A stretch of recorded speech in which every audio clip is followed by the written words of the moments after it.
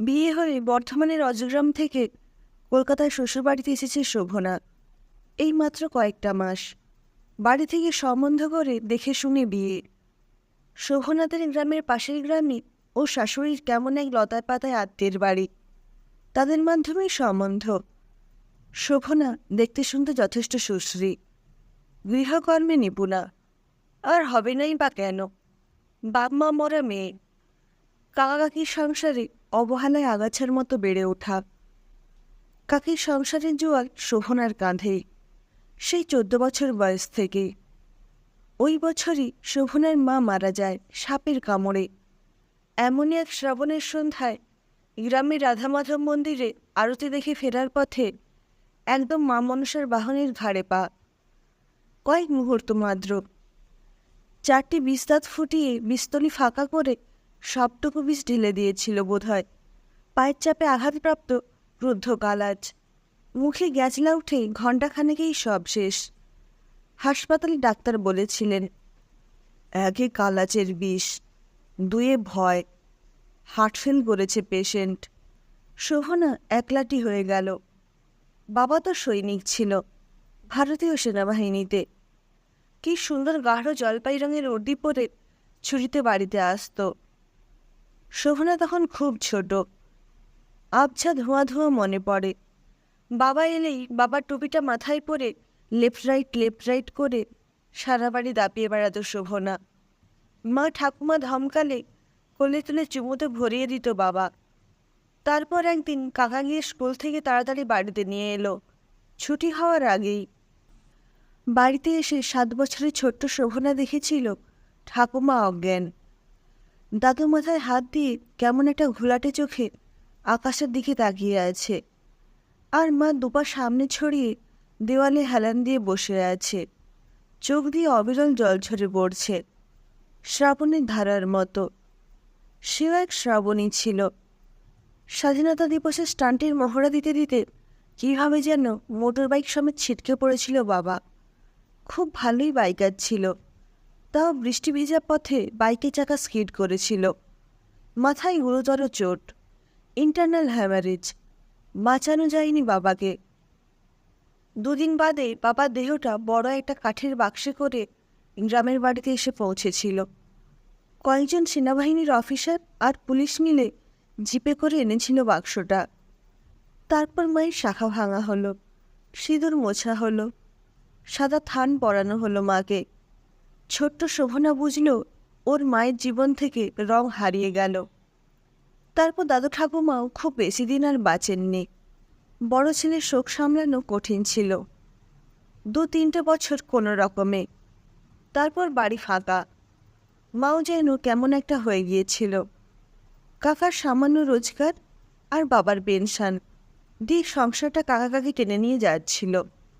মা তো সারাক্ষণ পুজো আর ঠাকুরঘর নিয়েই পড়ে থাকত। কাকি সব সামলাত। তারপর কয়েক বছরের মধ্যেই মাও তো আর নেই হয়ে গেল।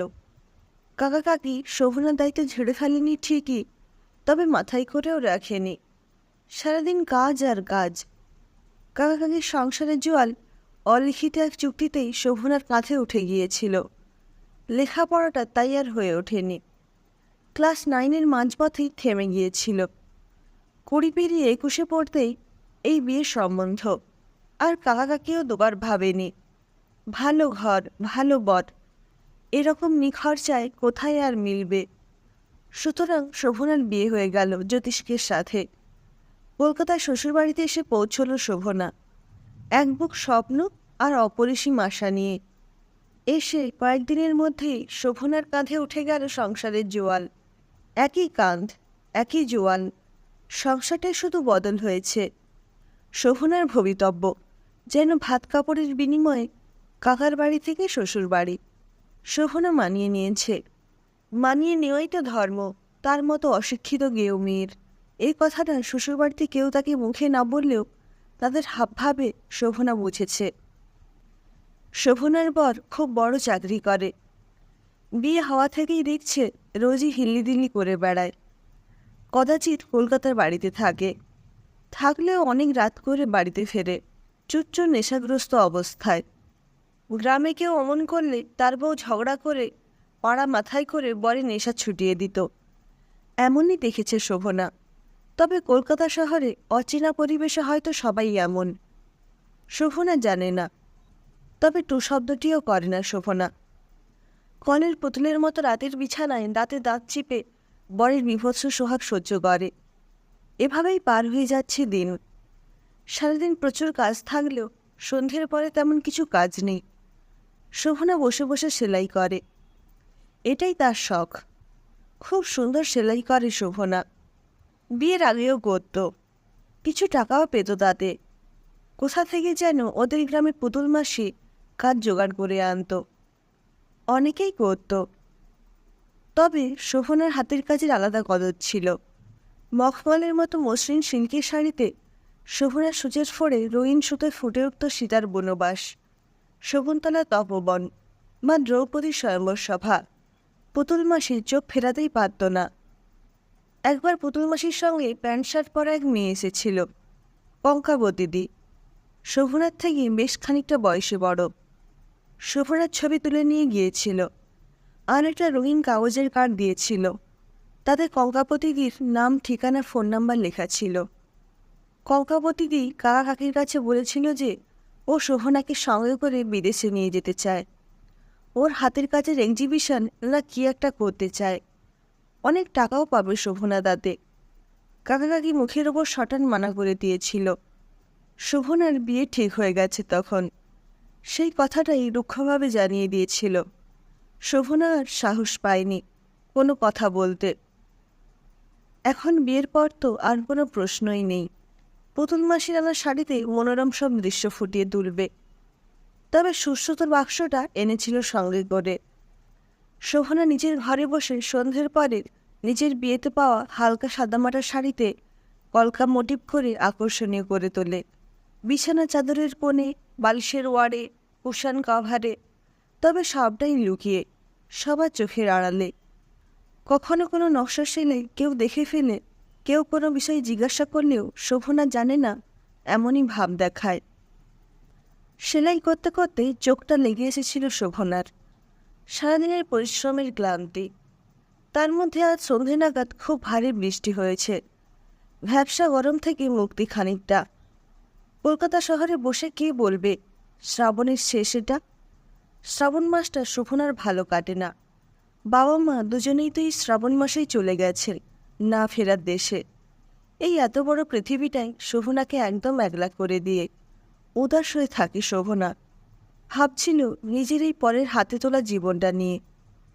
হাঁপ ধরে আসে, তবুও উপায় নেই। শিক্ষাগত যোগ্যতা নেই ওর। কি কাজ পাবে ক্লাস 9 পার করতে না পারা মেয়েটা? এই জন্যই তো নিখরচে শোভনার বিয়েটা হয়ে গেল কলকাতায় বড় ঘরে। আসলে তাদের দরকার ছিল সাদামাটা গোবাচেরা গ্রামের মেয়ে, যাকে হাতের মুঠোই করে দাবিয়ে রাখা যাবে। সবই বোঝে শোভনা, কিন্তু কিছু করার নেই ওর। তাই পরিস্থিতির সঙ্গে মানিয়ে নিয়েই চলছে। রান্নাবান্না বিকেলেই সেরে নেয়। রাতে খাওয়ার সময় হলে গিয়ে খাবার সব গরম করে দেয়। এইসব ভাবতে ভাবতেই চোখটা লেগে গিয়েছিল শোভনার। হাতে ধরা সুতো। হঠাৎ একটা জোরালো কথাবার্তার আওয়াজে তন্দ্রাটা ছুটে গেল শোভনার। চোখটা ধরে নিয়ে বুঝতে চেষ্টা করল ব্যাপারটা কি ঘটেছে। নিজের ঘর থেকে বেরিয়েই কানে এলো জ্যোতিষ্কের গলা। দাও দাও আমাকে দেখি। আরে দাও না তাড়াতাড়ি। কি দেবে, কি চাইছে? বুঝতে চেষ্টা করল শোভনা। নির্ঘাত মদের আসর বসিয়েছে ওরা। শোভনার কেমন গাটা শিরশির করে উঠল। এইসব রাতে শোভনার মারা পড়ে যাওয়ার উপক্রম হয়। থাক, এখন আর নিচে যাবে না, দরকার নেই। খাবার সময় হলেই ওর ডাক পড়বে ঠিক। খাবার গরম করা, বাসন ধোয়া, টেবিল পরিষ্কার করা ইত্যাদির জন্য। শোভনা নিজের ঘরে এসে সেলাইয়ের সরঞ্জাম গুটিয়ে রেখে চুপ করে ঘরের আলো নিভিয়ে শুয়ে রইল। খানিক পরে শোভনা শাশুড়ির গলা। শোভনা। ধর্মড়িয়ে বিছানায় উঠে বসল শোভনা। শাশুড়ির গলার স্বরটা একটু অন্যরকম লাগলো না? নিচে এসো বলেই শাশুড়ি চলে গেল। শোভনার একটা কেমন খটকা লাগলো। কেমন যেন বেশ শুরু। শাড়িটা ঠিকঠাক করে গুছিয়ে নিয়ে নিচে গেল শোভনা। শাশুড়ি খাবার গরম করে ফেলেছে। অবাক হলো শোভনা। সে কি কোনো ভুল করে ফেলেছে? জ্যোতিষ্ক কেমন যেন ভূতগ্রস্তের মতো তার দিকে তাকিয়ে। কই, সে তো মদ খেয়েছে বলে মনে হলো না। তবে শাশুড়ি মোলায়েম করে ডাকল, এসো, বসে পড়ো, নাও, খেয়ে নাও। অবাক বিস্ময়ে শোভনা কথা হারিয়েছে। কলের পুতুলের মতো সংকুচিত হয়ে চেয়ার টেনে বসে পড়ল। বুঝতে পারছে না কী বা এমন হলো, আর ওই বা কী করবে। রুটিটা ছিঁড়ে চিকেন কারিতে ঠেকাতেই জ্যোতিষ্ক গম্ভীর গলায় বলে, আমাদের কিছু বলনি তো, তুমি ডিজাইনার শাড়ি বানাও। শোভনার হাতে রুটিটা হাতেই ধরা রইল। বুঝতে পারছে না কি বলবে। ও তো শুধু পুতুল মাসির এনে দেওয়া শাড়িতে ছবির বই দেখে দেখে পেন্সিলে এঁকে নিয়ে তারপর সুশ্রুতে সেলাই করেই নকশা তুলত। আর কিছু ডিজাইন তো কখনো করেননি শোভনা। আস্তে আস্তে বলল শোভনা তাই। শাশুড়ি বলে, ওকেই বলে ডিজাইনার শাড়ি। তোমার হাতের সেলাইয়ের কোনো এক শাড়ি, তাতে নাকি সেলাই করে তুমি গোটাটা ভারতের ইতিহাস ফুটিয়েছ। সেটা আমেরিকার একটা এক্সিবিশন থেকে নিলামে উঠেছে। কত ডলার যে দাম উঠবে তা কে জানে। ঠাকুরকে ডাকো এক মনে। শোভনা আবারও অবাক হলো। সেই শাড়িটার খবর এরা জানল কী করে? সন্দেহের চোখে তাকালো শোভনা। মনে পড়েছে, বিয়ের আগে শাড়িটার কাজ শেষ করে পুতুল মাসির হাতে তুলে দিয়েছিল।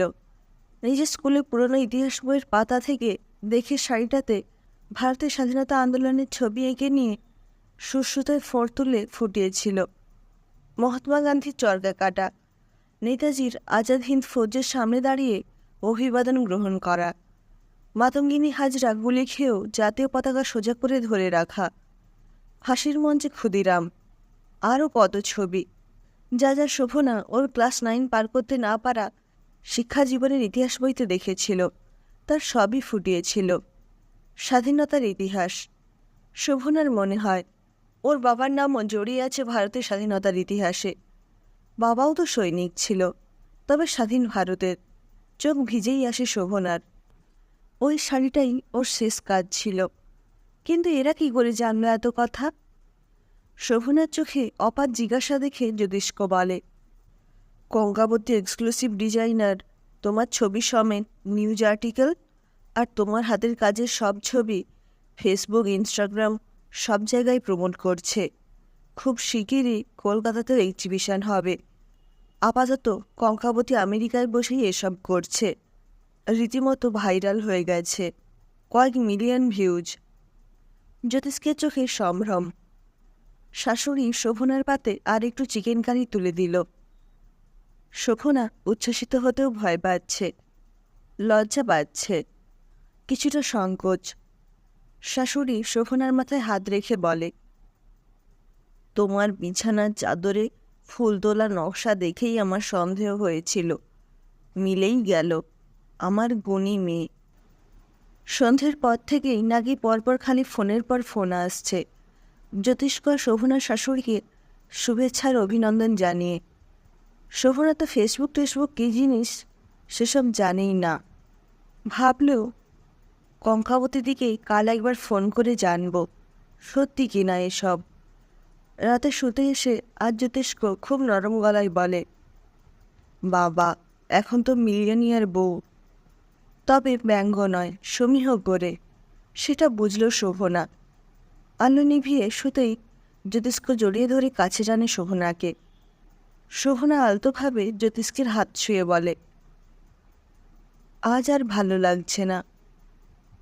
জ্যোতিষ্ক হাত সরিয়ে নিল। তারপর শোভনার কপালে একটা চুম্বন করে নরম গলায় বলে, ওকে আজ থাক, ঘুমিয়ে পড়ো। শোভনা ভাবে, যোগ্যতায় নিজেকে প্রমাণ করতে পারলেই কত সহজে স্বাধীনতা মেলে। আজ সে জীবনে প্রথমবার নিজের শর্তে নিজে চলবার স্বাধীনতা অর্জন করতে পেরেছে। এবারে শুধু ধরে রাখা এই স্বাধীনতার স্বাদ। বন্ধুরা, আপনাদের সবাইকে জানাই স্বাধীনতা দিবসের অনেক অনেক শুভেচ্ছা ও ভালোবাসা।